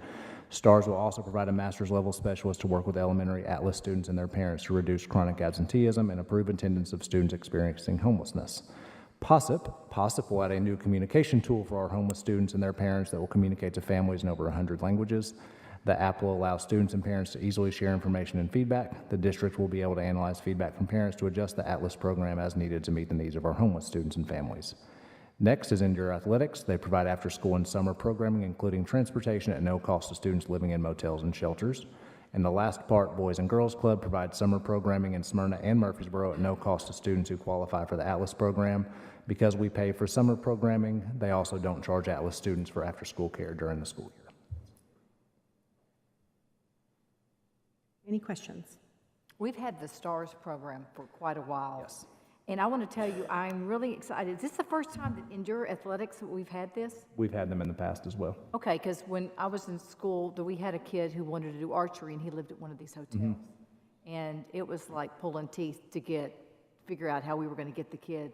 Gotcha. He wanted to stay after and wanted to do archery, but he didn't have a way home, and there was no bus. So, but I'm glad we have this now. We do. Any other questions or comments? Next item. All right, next, legal tab 10. So Ada County transfer student. Monica, do they have the information on the 4 Ada County transfer students as well? Okay, we'll have them on Thursday. So part of, and please correct me if I'm wrong on this, if we have an out-of-county transfer student that is under some type of discipline order from another school district, they have the right to appeal to be entered into Rutherford County, and the board can accept them We in the past have been just putting them on consent agenda and accepting them. And looking at school safety, however, I felt like it was good for us to look at each reason a kid was attending an alternative school, especially with our students. Yes, they may have moved into our zone, but if they were expelled or in a different program in a different county, felt like it was our due diligence to see what was that reason for the board to make a decision on. And so this will kind of be new to us on number 17. Monica will have those 4 files, and it would be my recommendation that you probably take each one of those one by one to make a decision on those. Okay, especially since we're lacking in the seats. Absolutely. Any questions? Next item. All right, next you have the disciplinary hearing appeal. The board has been requested to review a decision of the Disciplinary Hearing Authority, DHA, to uphold the remandment of a student from Riverdale High School. Based on a review of the DHA's record, the board may, you can A, affirm the decision of the DHA, B, overturn the decision of the DHA, or C, grant a hearing before the board. You have that file before you in a manila folder, and that is confidential information for Thursday's meeting. Anything you want to add to that? I usually also email the information to the board members the day before, a couple days before, depending on when the meeting is. So please also check your email. I will take those up at the end of tonight unless you just really want to keep it because it is sensitive, confidential student information. I am possessive over those and like to hang on to them. And then I'll give them back out to you all on Thursday if you want to review them some more. Thank you. Any questions? So, Mr. Lee, I'm sure would welcome any phone calls that you have, any questions that you have for this case. Thank you.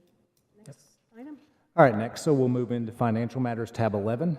And so a couple things I wanted to kind of go over here, us being new with the board overall. So we currently, and just so that you're aware, have 8 salary schedules that we approve each and every year.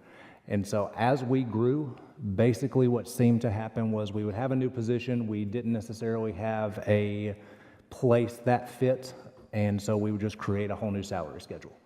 And looking at Clarksville, Montgomery, and Hamilton County, they pretty much have everybody under an object code. And so if you were a OT and PT, for example, you may have a code of J, and here's what your salary was, instead of having a complete and separate different salary schedule for everything.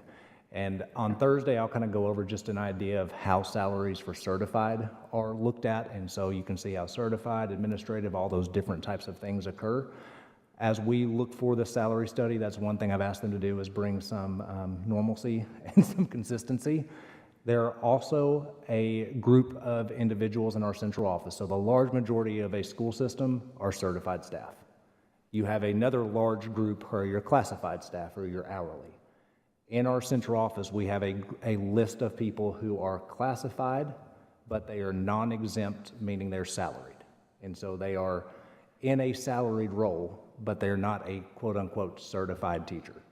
And one of the things I felt like was essential in checking is these salaries over the past haven't necessarily, if somebody wanted to apply for a job, there was no real known reason of why their salary was what their salary was.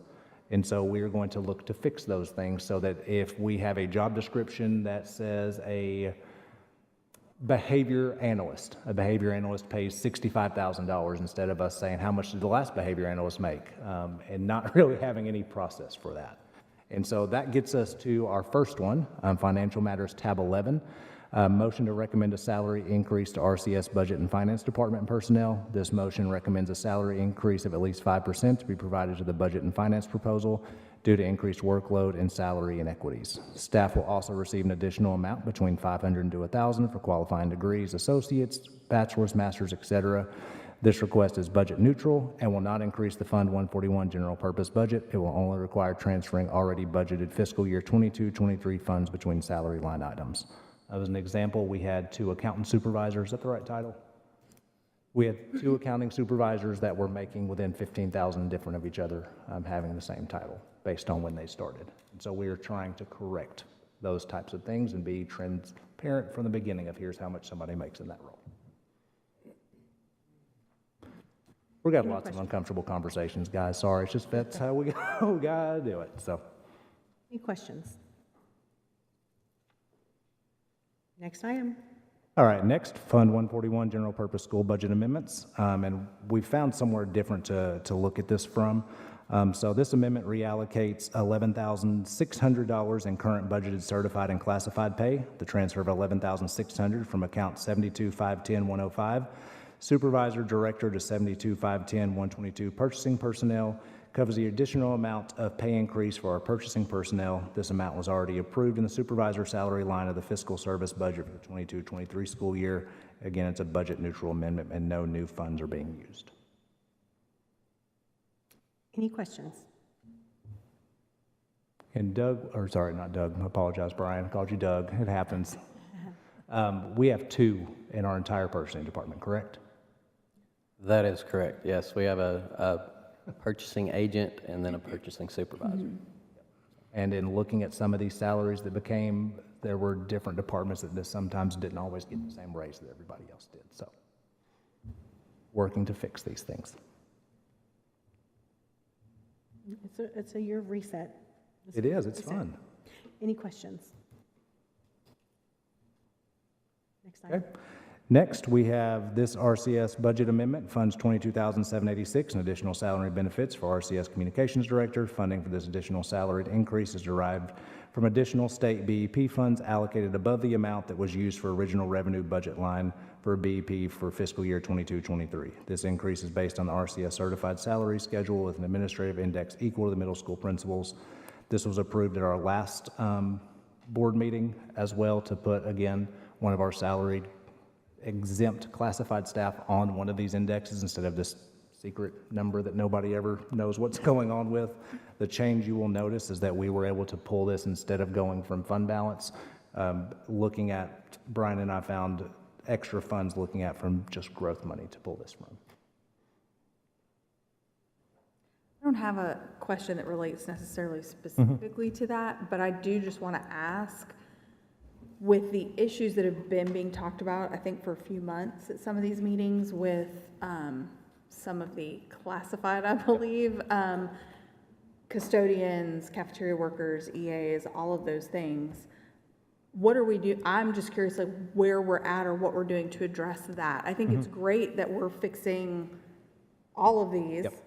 I'm also concerned about Agree. fixing those. Agree So I'm completely. just curious as to where, like, okay, these are being addressed. Yep. So where are we at, or what does that look like as far as addressing those? So I know our maintenance and custodial staff, we will be looking at those, not necessarily school level custodial, but looking at towards some of our maintenance staff here. I've asked Trey to have that at our next October board meeting to address that department.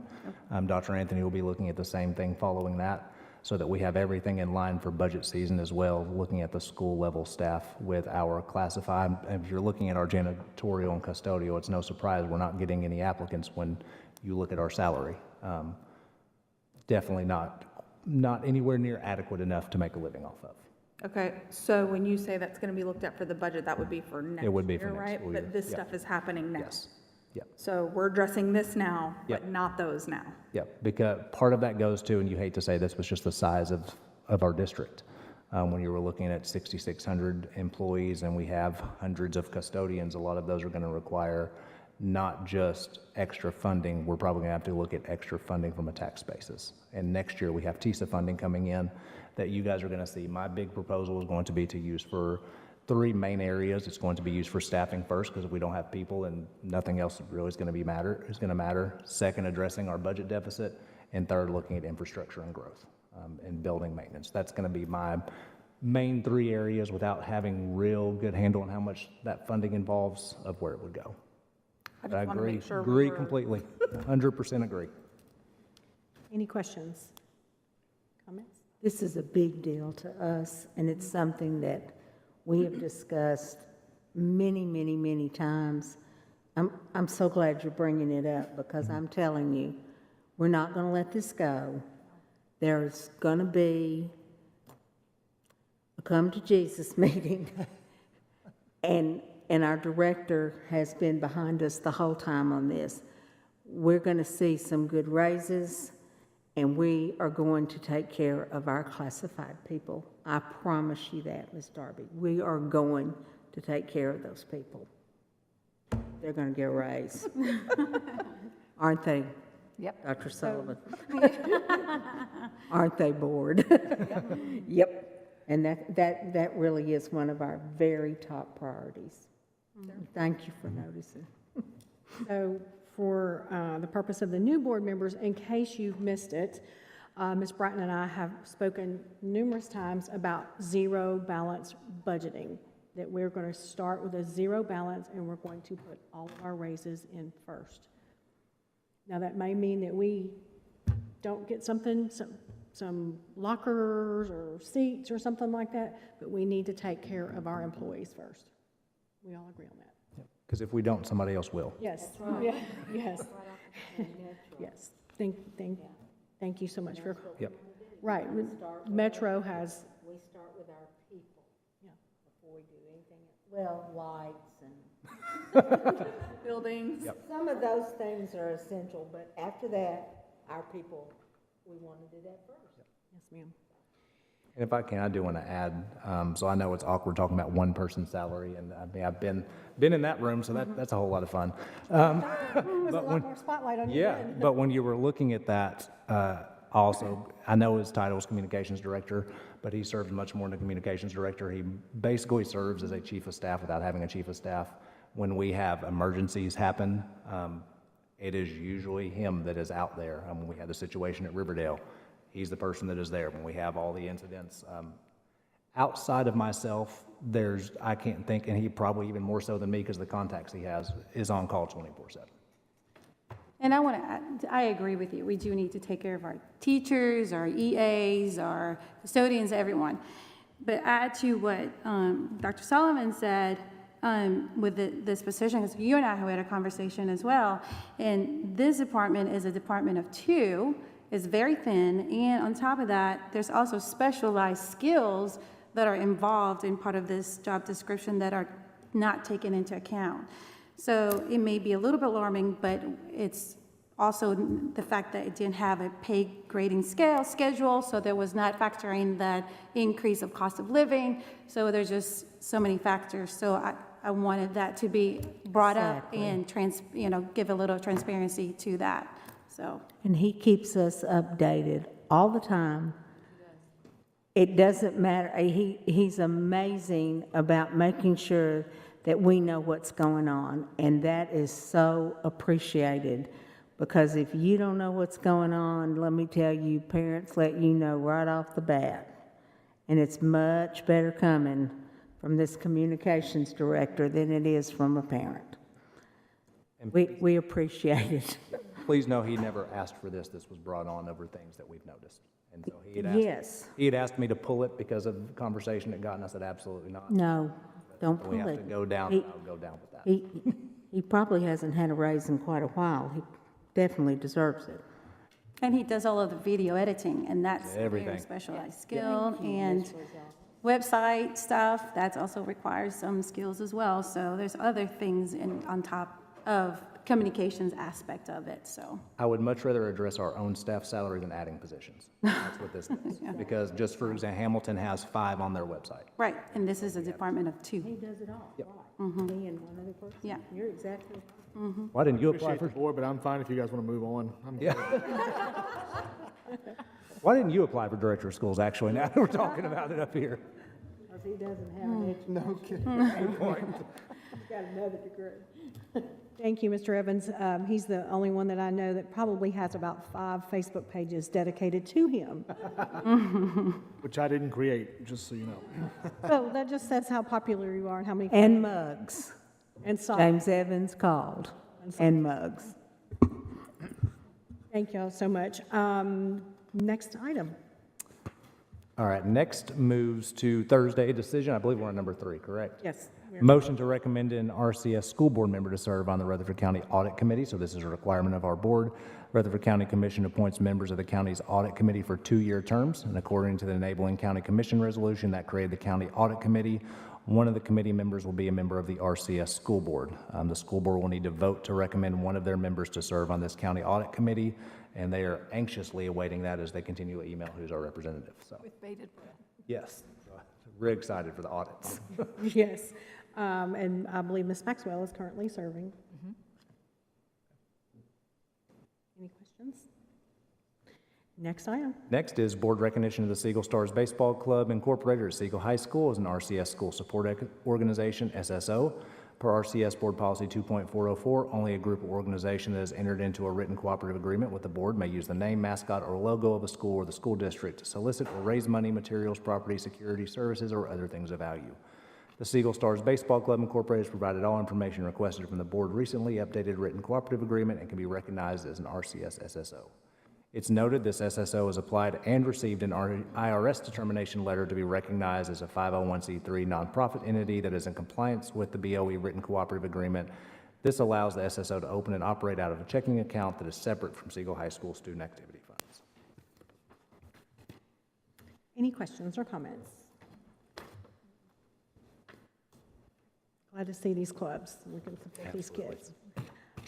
Next item. All right, next, if we'll go to the last page, page 19, financial report. I will have for everyone on Thursday. We just started at our last board meeting to where I'll give you an overview of revenues, expenditures, and any lines that we're concerned about. Just to put it on the radar, we are going to have some discussion on the not fun topic of bad school meal debt already. We are over $160,000 already. It's probably higher than that now because 4 school days have gone by since then of bad school debt of money that students owe. But I'll go over that on Thursday along with the rest of our financial report.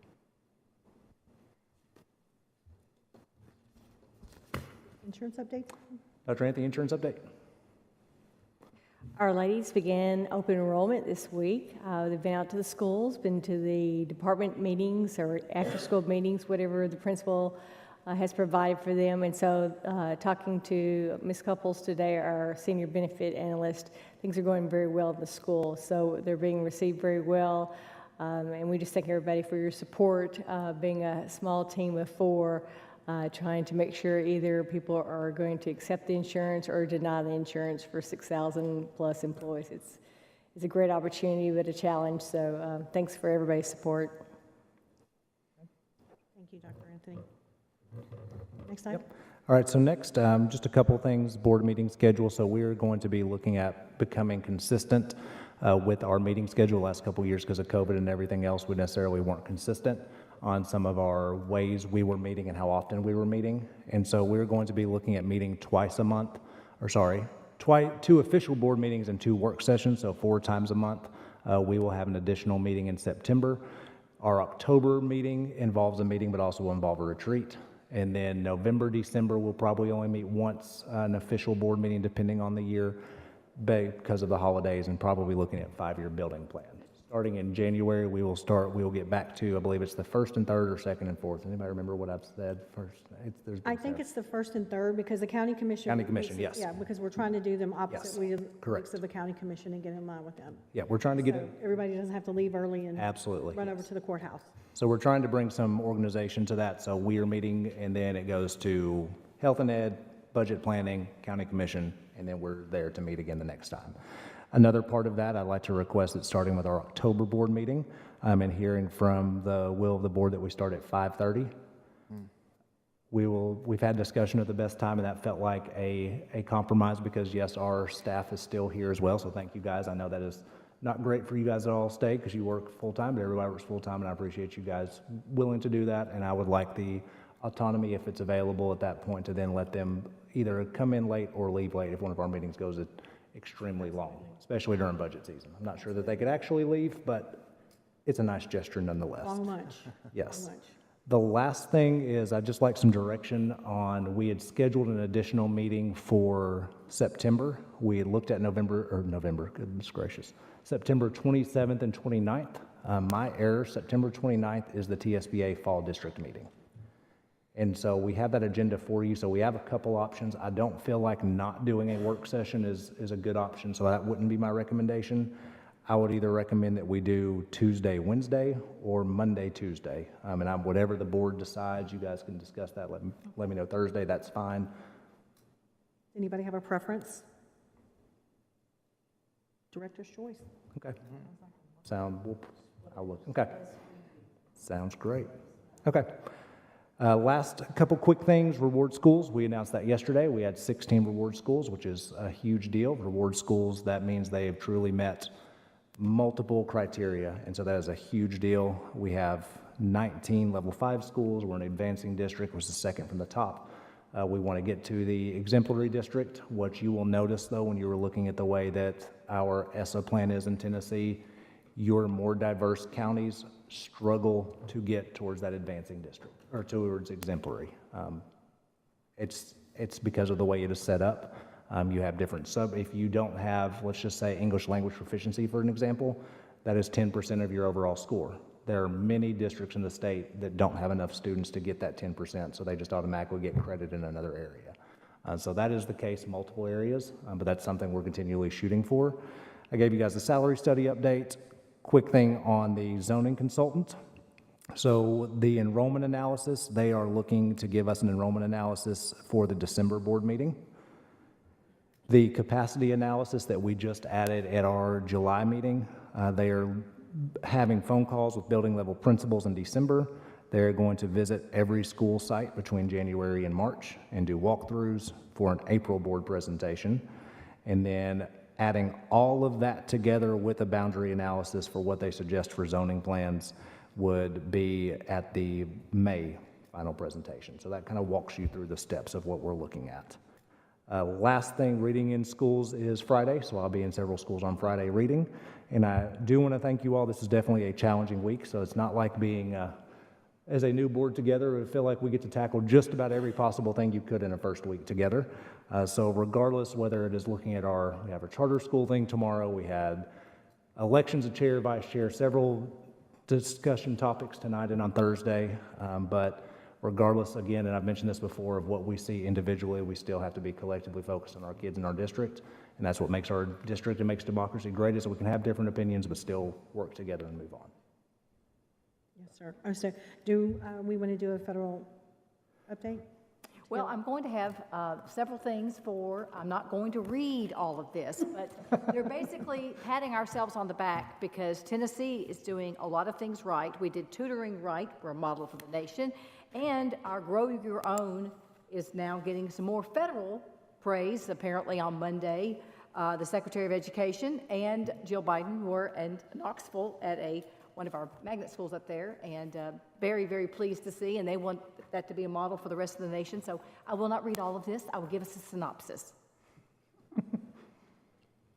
Okay. General discussion. I do have a couple of things. First thing is, I would like to see, as soon as, especially since we're preparing the budget for next year, I do think we have an opportunity to use some of the Tennessee Families First monies, but Sheila and I have been working on a daycare. I do believe, even though we're waiting on the salary study, and I'm really encouraging, and I want to make sure that we pay our people right, having affordable daycare would be a game changer with a lot of our teachers and other staff. So I really want to get to move on that. So if anybody would like to come with us and go visit, I'm ready to go visit so we can bring something back to you guys. Second of all, I want to visit Wilson and Williamson County for sure. And Murfreesboro City has. Murfreesboro City also has one. Also, they have just We one. cannot be outdone by Murfreesboro. We're gonna, it's fact finding. It's not a motion. No, just fact. We need to go do our due diligence. Second of all, I had a former employee in the system and a very sweet man reach out to Dr. Sullivan and ourselves about bringing debate and forensics back. And I thought it was just an excellent, I had a little brief encounter with Ms. Chastain in the hallway.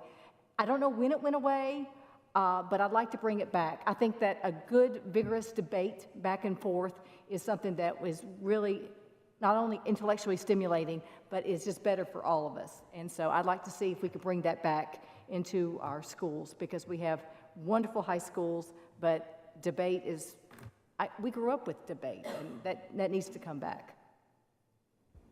I love the forensics program. I know, something y'all don't know, had friends that were in the Catholic diocese, and they invited me to their forensics program. Obviously, it wasn't what I thought it was when I got there.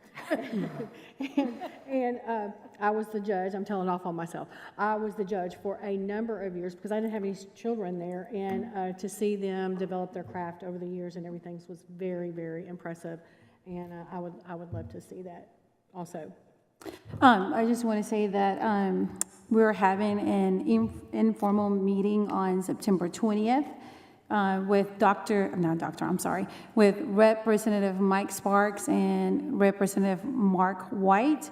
The whole board and Dr. Sullivan are invited, and they're going to be touring 2 schools, and then we're also having a conversation with them as well.